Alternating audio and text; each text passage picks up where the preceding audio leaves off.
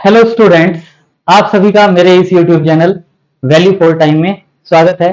Last lecture में हमने continuous function क्या होता है, लिमिट ऑफ ए फंक्शन क्या होती है, उनमें जो डिफरेंसेस हैं, स्लाइड डिफरेंस है वो क्या है, उसके बारे में डिस्कस किया था।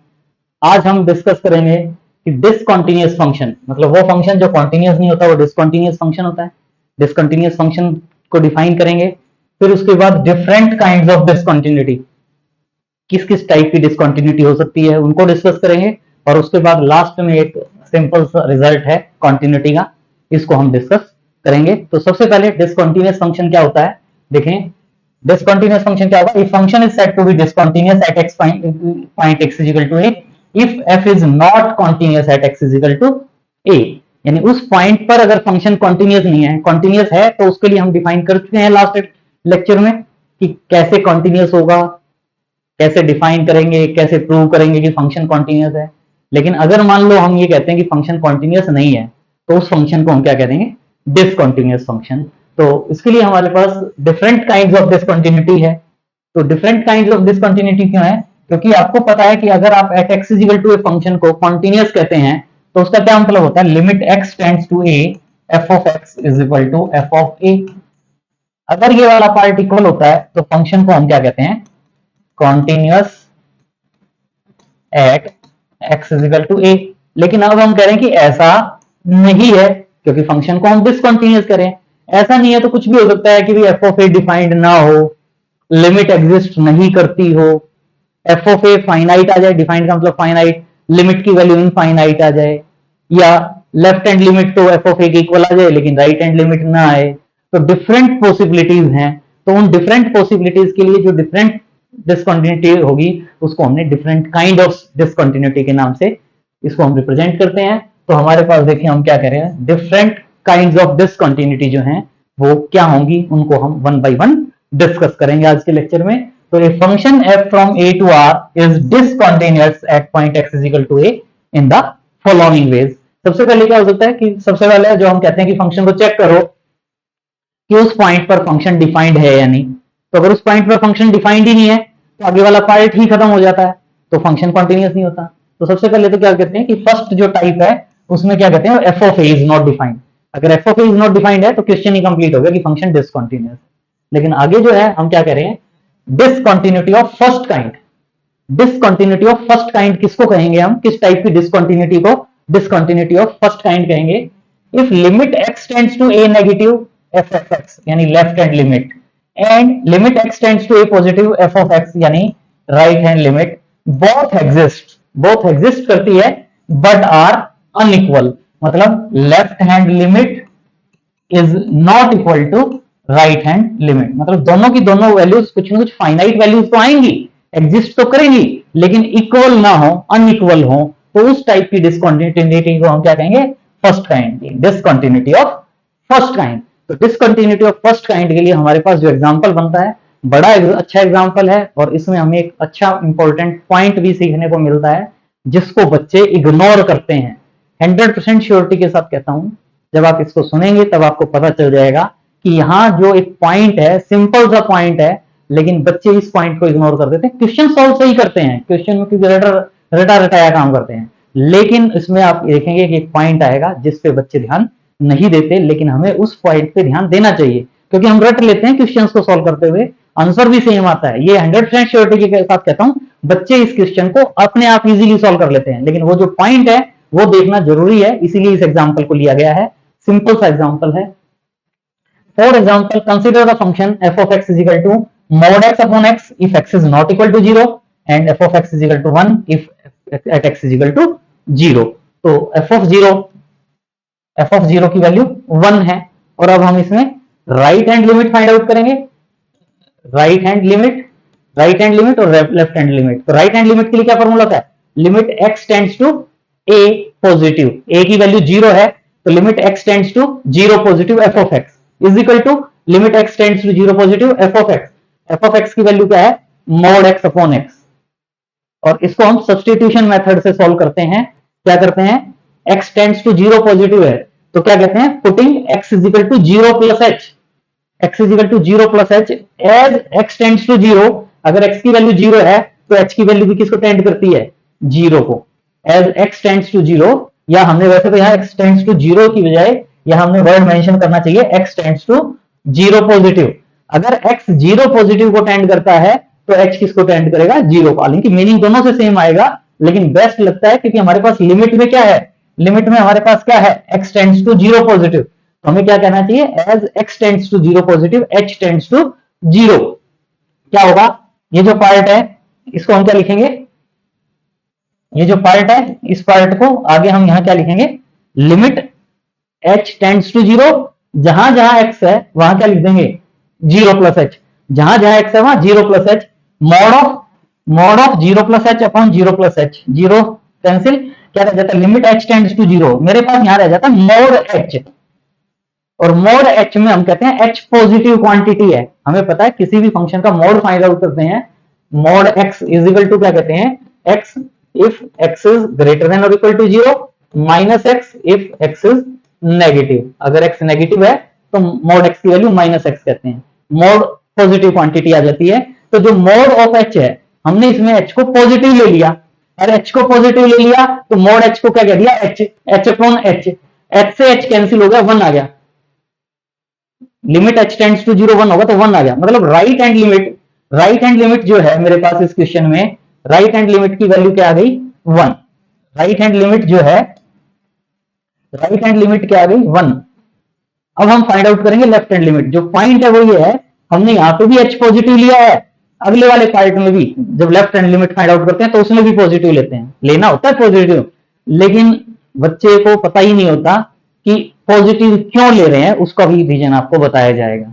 कि देखें यहां पहले x tends to zero positive था, x tends to zero positive था, तब भी हमने h tends to zero positive लिया।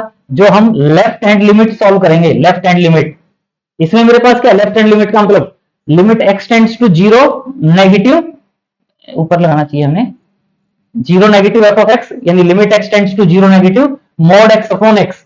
अब जब ये पार्ट है तो जीरो नेगेटिव के लिए हम क्या कहते हैं, x को क्या पुट करते हैं सब्स्टिट्यूशन मेथड में, जीरो पॉजिटिव था तो जीरो प्लस h पुट किया, a पॉजिटिव होता है तो a plus h, a negative होता है तो a माइनस h पुट करते हैं, तो x को क्या पुट किया, जीरो माइनस h।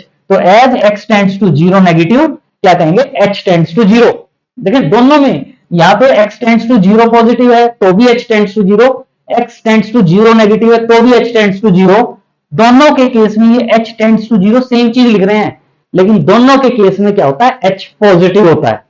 वो अभी हम इस क्वेश्चन के बाद डिस्कस करेंगे, बताएंगे कैसे है। इस पॉइंट पर बच्चों का ध्यान नहीं होता, आंसर रटा रटाया लिख देते हैं, लेकिन इस पॉइंट का मीनिंग नहीं होता कि दोनों के केस में h की वैल्यू पॉजिटिव है। उस पॉइंट पे ध्यान नहीं होता, लेकिन आंसर ठीक आता है बच्चों का। लेकिन हमें यह ध्यान रखना चाहिए, जब राइट हैंड लिमिट करके h आया या लेफ्ट हैंड लिमिट करके h आया, दोनों केस में ऑटोमेटिकली ये h टेंड्स टू जीरो तो लिखते हैं, लेकिन इसमें h tends to zero positive होता है दोनों केसेस में। तो अब क्या करेंगे, वही इस पार्ट को सॉल्व करेंगे।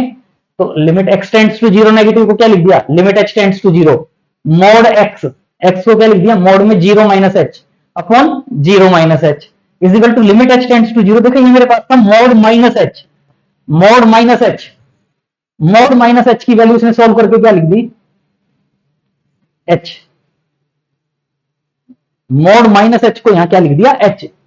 बच्चे भी रटा रटाया मॉड माइनस h को h लिख देते हैं, क्यों लिख देते हैं h, क्योंकि उनके माइंड में होता है h पॉजिटिव, लेकिन है पॉजिटिव वो नहीं पता होता कि h पॉजिटिव है। तो जीरो माइनस h का मॉड h आएगा, और ये zero minus h minus h, तो h से h कैंसिल हो जाएगा, minus one. Left hand limit minus one आएगी, राइट हैंड लिमिट वन थी, left hand limit minus one है। Left hand limit is not equal to right hand limit, लेकिन दोनों की दोनों लिमिट एग्जिस्ट करती हैं। डिसकंटिन्यूटी ऑफ फर्स्ट काइंड में हम यही कह रहे थे कि लेफ्ट हैंड लिमिट और राइट हैंड लिमिट अनइक्वल होंगी।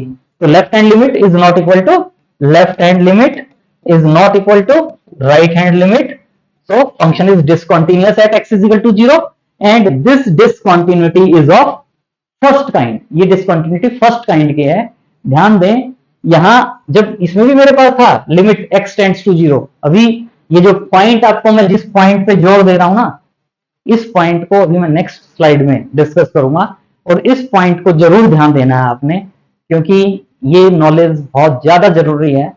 क्योंकि इसके बिना आंसर सॉल्व करते हो, देख लेना जो बात बता रहा हूं, उसके बिना भी आपने आंसर सोल्व किए हैं, लेकिन अब जो बताया जा रहा है उसको आप देखें। क्या करना है आपने कि अगर मान लो मेरे पास क्वेश्चन होता लिमिट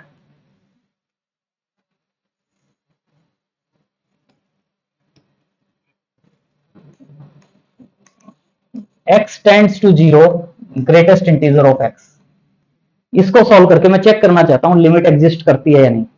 एक ही मैं जीरो की बजाय पहले मैं एक बार a प्लस एच वाला ले लेता हूं कि जो हम ये सॉल्व करेंगे।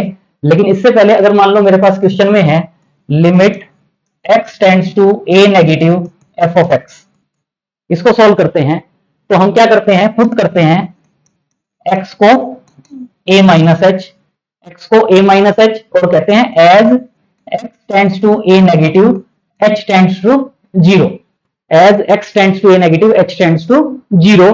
लेकिन ध्यान रहे ये जो जीरो लिखते हैं, इस जीरो का मतलब होता है जीरो पॉजिटिव, लिख देते हैं h टेंड्स टू 0, इसका मतलब होता है जीरो पॉजिटिव जब मैं लेफ्ट हैंड लिमिट की बात कर रहा हूं। राइट हैंड लिमिट में भी h टेंड्स टू 0 पॉजिटिव आता है। क्यों आता है उसके लिए देखें, ये जो पार्ट है आपका, अगर आप यहां से ये देखें, ये मेरे पास है a, x is equal to a minus H है, x क्या है a नेगेटिव, x क्या है a नेगेटिव, a नेगेटिव का मतलब क्या होता है a से कम।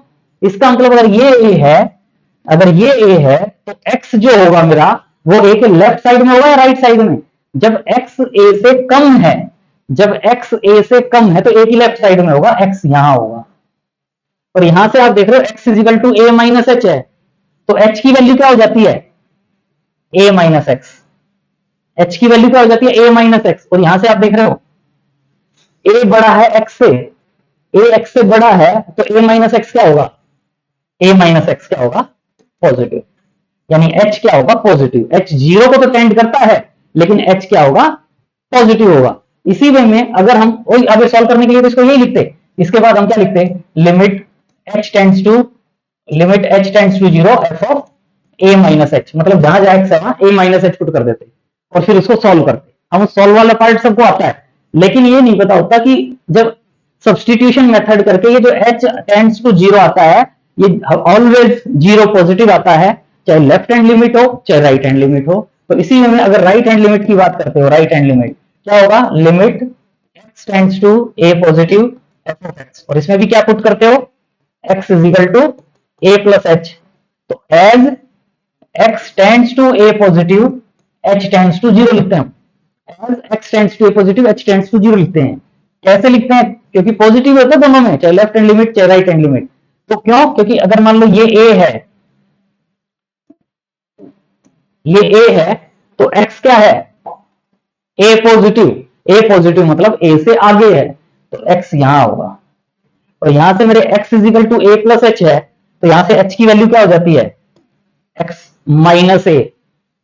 x बड़ा है a से, x बड़ा है a से तो x माइनस a क्या होगा, x माइनस a पॉजिटिव होगा, यानी पॉजिटिव होगा। तो यानी ये भी जो limit x tends to a positive f of x है, इसको आप क्या लिखते हो, limit h tends to 0 f of a plus h. लेकिन टेंड्स टू 0 में भी इसका मतलब होता है h पॉजिटिव है, h पॉजिटिव है। तो इस चीज का ध्यान रखना होता है, चाहे लेफ्ट हैंड लिमिट हो चाहे राइट हैंड लिमिट हो, h को हम पॉजिटिव कहते हैं। जैसे अगर मान लो हम यही जो मैंने क्वेश्चन लिया था, limit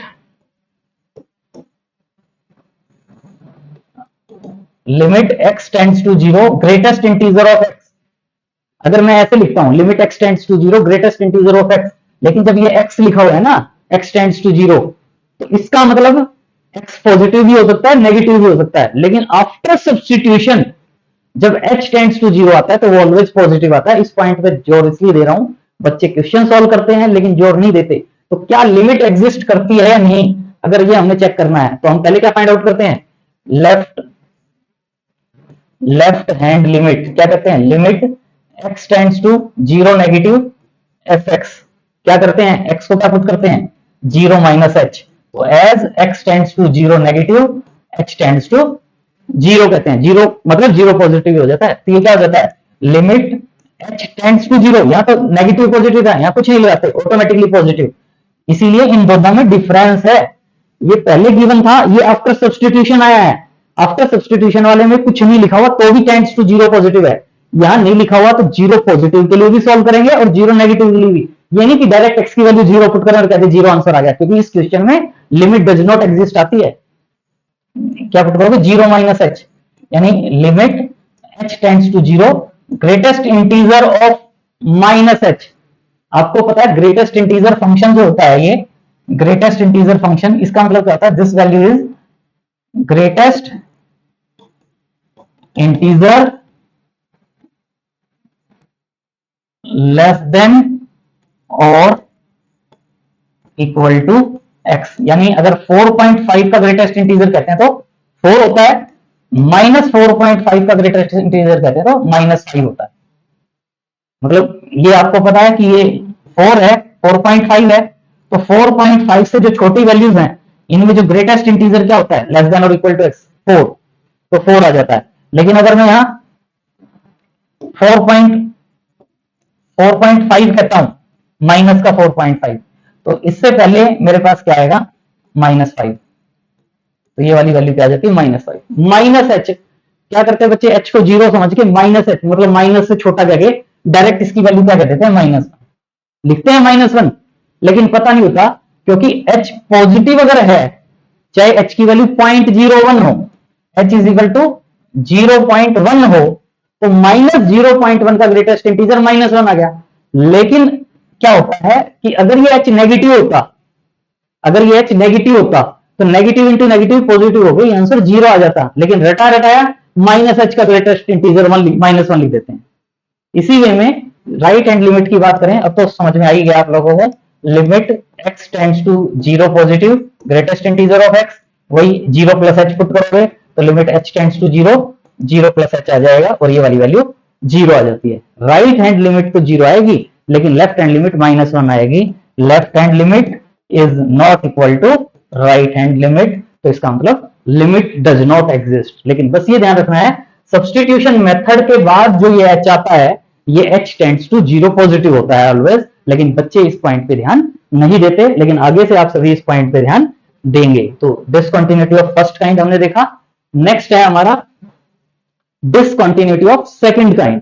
discontinuity of second kind में क्या करें, if either left hand limit और राइट हैंड लिमिट और both of them do not exist, मतलब चाहे तो लेफ्ट हैंड लिमिट एग्जिस्ट ना करे, चाहे राइट हैंड लिमिट एग्जिस्ट ना करे, या दोनों एग्जिस्ट ना करे, तो उस टाइप की डिसकंटिन्यूटी को हम क्या कहेंगे, डिसकंटिन्यूटी ऑफ सेकंड काइंड। वो क्या कहलाएगी, पहले हम क्या कर रहे थे, लिमिट एग्जिस्ट करती है बट नॉट इक्वल, लेकिन क्या करें, चाहे दोनों में से एक भी एग्जिस्ट नहीं करती तो भी हम उसको क्या कह देंगे, डिसकंटिन्यूटी ऑफ सेकंड काइंड। तो इसके लिए एग्जांपल है f of x is equal to 2 raise to the power 1 upon x है, 2 raise to the power 1 upon x अगर x is not equal to 0 and f of x is equal to 0 अगर x is equal to 0 है। तो हम यहां इसमें right hand limit find out करेंगे। तो right hand limit is equal to क्या कहेंगे, limit x tends to 0 positive f of x, limit x tends to 0 positive, ये क्या है 2 raise to the power 1 upon x। और एक और राज की बात, जब ये limit x tends to 0 positive होता है ना, तो इसमें ये जो सब्स्टिट्यूशन मेथड हम करते हैं, करना चाहो तो कर लो, अदरवाइज नहीं भी करें तो भी मीनिंग सेम होता है, सेम चीज आती है। 0 पॉजिटिव के केस में अगर limit x tends to 0 positive है, क्योंकि वो जो हम काम करते हैं ना लेफ्ट हैंड लिमिट और राइट हैंड लिमिट में, वो हम h को पॉजिटिव में कन्वर्ट करने के लिए करते हैं बस, लेकिन बच्चों को पता नहीं होता, वो रटा रटाया करते हैं। तो 0 पॉजिटिव के केस में ये वाला काम करोगे तो भी वही आएगा। देखो limit h tends to 0 positive लिखने की जरूरत नहीं है, ऑटोमेटिकली अंडरस्टूड होता है, अगर h tends to 0 after substitution आया तो वो पॉजिटिव है। 2 raise to the power 1 upon h, यानी 2 raise to the power 1 upon h, h की वैल्यू 0 पुट करोगे तो 1 अपॉन 0 इन्फिनिटी हो जाएगा। 2 raise to the power infinity infinity होता है, 2 raise to the power infinity जो है वो इन्फिनिटी होता है। तो इसका मतलब राइट हैंड लिमिट जो है वो इन्फिनिटी आ गई। राइट हैंड लिमिट इन्फिनिटी है तो इसका मतलब लिमिट डज नॉट एग्जिस्ट, और लिमिट डज नॉट एग्जिस्ट का मतलब क्या होगा, ये डिसकंटिन्यूटी क्या होगी, डिसकंटिन्यूटी ऑफ सेकंड काइंड। ये क्या होगा, डिसकंटिन्यूटी ऑफ सेकंड काइंड। अगर हम यहाँ राइट हैंड लिमिट की बात कर रहे हैं, अगर हम इसमें लेफ्ट हैंड लिमिट की बात करते, लेफ्ट हैंड लिमिट, तो क्या होता, limit x tends to 0 negative 2 raise to the power 1 upon x। Direct solve कर देता हूं मैं, x की वैल्यू 0 नेगेटिव पुट करोगे तो 1 अपॉन 0 नेगेटिव का मतलब माइनस इन्फिनिटी हो जाता है, सबको पता है, लेकिन बस थोड़ा सा वैसे ही कर देता हूं, 2 raise to the power minus infinity, और वो क्या होता है 0। मतलब इस क्वेश्चन में लेफ्ट हैंड लिमिट तो एग्जिस्ट करती है, लेकिन राइट हैंड लिमिट एग्जिस्ट नहीं करती। चाहे किसी क्वेश्चन में एक लिमिट एग्जिस्ट करे, एक लिमिट एग्जिस्ट ना करे, चाहे दोनों लिमिट एग्जिस्ट ना करे, उसमें हम क्या कहते हैं, फंक्शन को discontinuity of second kind. Function is discontinuity of second kind. So function has discontinuity of second kind at x is equal to 0. Next, mixed discontinuity. Mix हो जाए. If function f is said to be discontinuity of second kind on one side of a and the other side may be continuous or may have discontinuity of first kind. एक side से discontinuity of second kind आ जाए, दूसरी side से चाहे function first kind का हो या उसकी लिमिट एग्जिस्ट करती हो या लेफ्ट कॉन्टिन्यूस हो या राइट कॉन्टिन्यूस हो, कुछ भी हो, तो उस मिक्स्ड है तो उसको हम क्या कह देते हैं, मिक्स्ड डिसकंटिन्यूटी। कोई खास बात नहीं। नेक्स्ट जो है वो है रिमूवेबल डिसकंटिन्यूटी। रिमूवेबल डिसकंटिन्यूटी मतलब ऐसी डिसकंटिन्यूटी जिसको हम रिमूव कर दें, मतलब फंक्शन को रीट्रांसफॉर्म कर दें और वो फंक्शन क्या बन जाए, कॉन्टिन्यूस फंक्शन। तो हम उस टाइप की डिसकंटिन्यूटी को क्या कहते हैं, रिमूवेबल डिसकंटिन्यूटी। लेकिन उसमें भी क्या है, क्या कह रहे हैं, अगर लिमिट एग्जिस्ट करती है, limit x tends to f(x) exist करती है but not equal to f of a, मतलब limit x tends to a f of x ये एग्जिस्ट तो करती है, लेकिन अगर ये f ऑफ a के इक्वल नहीं है, तो इस टाइप की जो डिसकंटिन्यूटी होगी इसको हम क्या कहेंगे, रिमूवेबल डिसकंटिन्यूटी। जैसे एग्जांपल में consider the function f of x is equal to sin 2x upon x अगर x नॉट इक्वल टू 0 है, and f of x is equal to 1 अगर x इज इक्वल टू 0 है। तो हम देखना चाहेंगे कि ये रिमूवेबल डिसकंटिन्यूटी का क्वेश्चन होगा। क्या कहेंगे, limit x tends to 0 f of x solve करोगे, limit x tends to 0 sin 2x upon x, आपको पता है limit theta tends to 0 sin theta upon theta अगर हो तो वो 1 होता है, limit theta tends to 0 sin theta upon theta अगर हो तो वो 1 होता है। तो ये sin 2x अपॉन x है, तो यहाँ x है, यहाँ 2x है, तो हम इसको 2 से मल्टीप्लाई कर दें बोथ न्यूमरेटर और डिनोमिनेटर को, और ये मेरे पास क्या हो गया, sine theta upon theta limit theta tends to 0, तो ये 1 हो जाएगा, 2 इंटू 1 2 हो गया। लेकिन f ऑफ 0 की वैल्यू क्या थी, f ऑफ 0 की वैल्यू 1, 2 जो है वो 1 के इक्वल नहीं है। लिमिट तो एग्जिस्ट करती है लेकिन लिमिटिंग वैल्यू और एक्चुअल वैल्यू सेम नहीं है, तो इस टाइप की डिसकंटिन्यूटी को हम क्या कहते हैं, रिमूवेबल डिसकंटिन्यूटी। कैसे रिमूव कर सकते हैं, कि अगर मैं ये कह देता f ऑफ 0 की वैल्यू 1 नहीं है, मैं कह देता f ऑफ 0 की वैल्यू 2 है, तो ये वाली वैल्यू f ऑफ 0 के इक्वल आ जाती है और फंक्शन क्या हो जाता है, कॉन्टिन्यूस। तो ये डिसकंटिन्यूटी क्या कहलाएगी, रिमूवेबल डिसकंटिन्यूटी। क्या करें, the function can be made continuous at x is equal to 0, we redefine it as under. क्या रीडिफाइन कर दिया हमने, f of x is equal to sin 2x upon x if x is not equal to 0 and 2 f of x is equal to 2 if x is equal to 0। ये नहीं कि कोई कहे कि जी इसमें से 2 को हटा देते हैं, यहां जो पार्ट था मेरा इसको तो एज इट इज रखो, ये जो पार्ट है रिमूवेबल डिसकंटिन्यूटी में ये नहीं कि जिस 2 को हटा दे, ऐसे नहीं बनाना हमने। जो f ऑफ डिफाइनिंग वाला जो पार्ट था जो यहाँ आया है ना, अगर ये वाली वैल्यू 100 आ जाती है तो इसको 100 कर देते, ये वाली वैल्यू 200 आ जाती है तो इसको 200 कर देते और क्या देते, function is continuous at that point. Next है infinite discontinuity. Infinite value infinite आ जाए, a function f has an discontinuity at x is equal to a, इस टाइप की इनफाइनाइट डिसकंटिन्यूटी अगर लिमिट लेफ्ट हैंड लिमिट या right hand limit या both have infinite value, left hand limit infinity आ जाए, right hand limit infinity आ जाए, दोनों वैल्यू इंफिनिटी आ जाए, तो उस टाइप की डिसकंटिन्यूटी को हम क्या कहेंगे, इनफाइनाइट डिसकंटिन्यूटी। नेक्स्ट जो थ्योरम है, अच्छी थ्योरम है, इजी थ्योरम है, कंटिन्यूटी से रिलेटेड। क्या कह रहे हैं, if function f is continuous at x is equal to a, function is continuous at x is equal to a if and only if for each epsilon greater than 0 there exists delta greater than 0 such that mod of f of x1 minus f of x2 is less than epsilon whenever x1 and x2 जो 2 points हैं वो इस interval a minus delta two a plus delta में belong. अगर continuity लेकर चलेंगे तो इस रिजल्ट को प्रूव करेंगे और इस रिजल्ट को लेकर चलेंगे तो कॉन्टिन्यूटी प्रूव करेंगे। इफ एंड ओनली इफ का मतलब कि उसका कन्वर्स पार्ट भी ट्रू है। तो पहले हम सपोज कर लेते हैं function is continuous at x is equal to a, continuity की डेफिनेशन यूज करेंगे और ये रिजल्ट प्रूव करना चाहेंगे। फंक्शन कॉन्टिन्यूअस है तो कॉन्टिन्यूटी की डेफिनेशन क्या कहती है, for given epsilon greater than 0 there exist a positive number delta greater than 0 such that mod f of x minus f of a is less than epsilon भी कह सकते थे, यहां क्या कह दिया, less than epsilon by 2 whenever mod x minus a is less than delta. Epsilon लिखना चाहो तो एप्सिलॉन लिख लो, कोई फर्क नहीं पड़ता।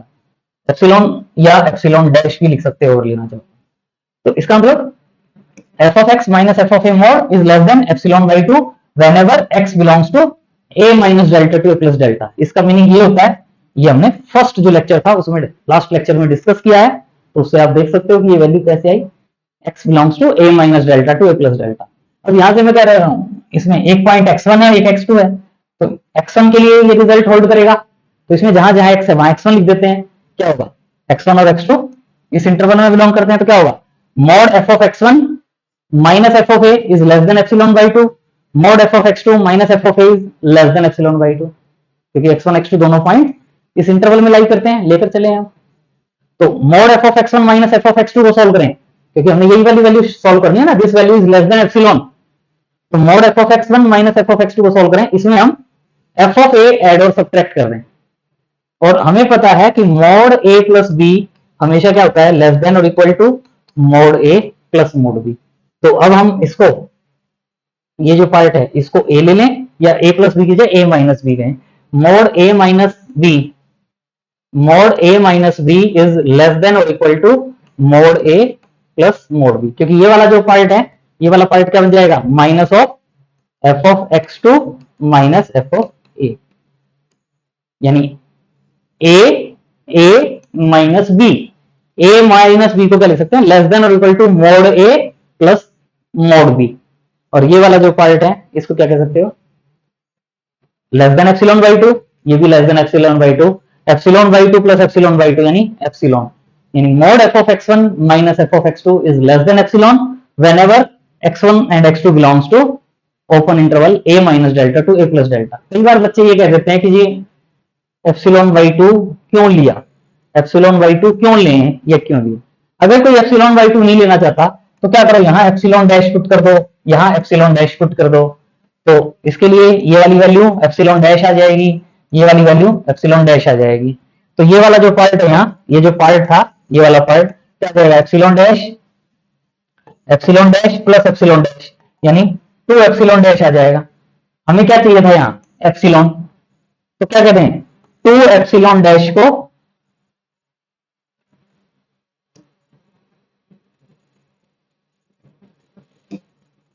क्या करें 2 एप्सिलॉन डैश को एप्सिलॉन पुट कर दें, 2 एप्सिलॉन डैश को एप्सिलॉन पुट करेंगे तो इसका मतलब epsilon dash is equal to epsilon by 2, या 2 एप्सिलॉन डैश को एप्सिलॉन पुट कर दिया तो mod f of x1 minus f of x2 is less than epsilon.